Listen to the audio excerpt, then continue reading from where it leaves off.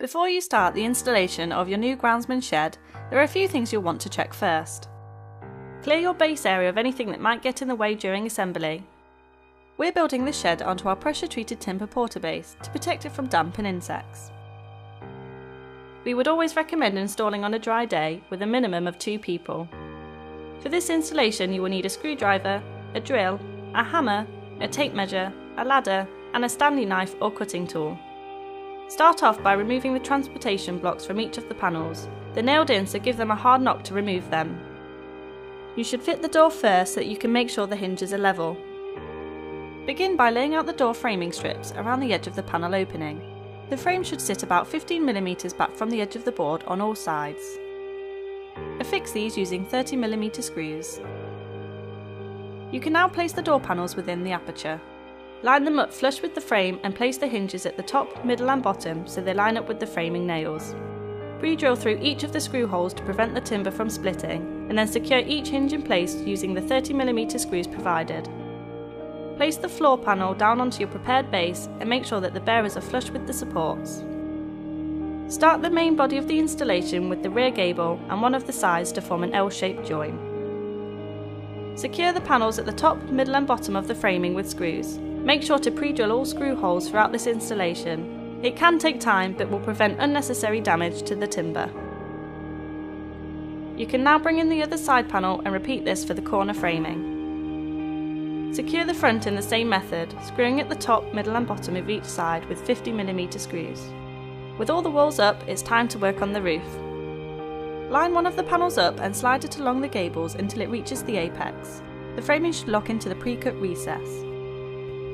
Repeat this for the other panel, securing them in place through the board into the framing below on all sides. Now that the roof is on, you want to secure the framing of your building down to the floor to prevent any movement. Pre-drill and screw down into the framing at equal intervals using 50mm screws. With the felt, either measure the length of your roof with a tape measure, adding a few extra inches either end for overhang, or as we've done here, you can roll it out along the length of your building and cut to size. Use a Stanley knife or cutting tool to cut the felt for a nice clean finish. For this building, you'll need 3 strips of equal length. Roll the felt out along the roof and position it so that you have at least 2-inch overhang on all sides.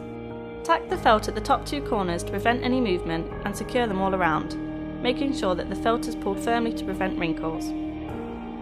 Repeat this for the other side of the roof before rolling out the 3rd strip along the apex. This should overlap your 2 pieces and can then be tacked along the length of the roof on either side. With the roof finished, it's time for the trims. Fold the felt down so that it is sandwiched firmly between the fascia and the edge of the roof. Secure these at each end and the middle and repeat for all 4 fascias. Secure a finial at each end with 40mm screws. Align the corner trims over the side panel framing and then secure in place at the top, middle and bottom with 30mm screws. For the window, place the window strip evenly above the window opening and secure in place with screws. Place the window panel into position and align a hinge over each side before securing the window strip.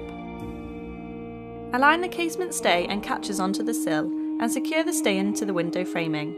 Use a screwdriver to attach the catches to the sill with 20mm screws. Place the lock over the internal framing of the master door and screw through into position. Attach a door handle on one end of the handlebar, threading it through the lock to the other side. Screw the second handle onto the bar before securing the handle guard. On the inside of the slave door, secure the lock stay with screws into the framing. The lock catch can be turned to hold the door closed. The door blocks need to be placed over the top framing of the slave door and secured with screws. You can now attach the tower bolt and stay with screws. Now that your shed is installed, you'll want to treat it with a good quality timber preservative to keep it protected throughout the year. Once you've done this, score around the edge of the window framing with a sharp knife on both the inside and outside of the window glazing. You should then be able to peel the protective plastic off the window.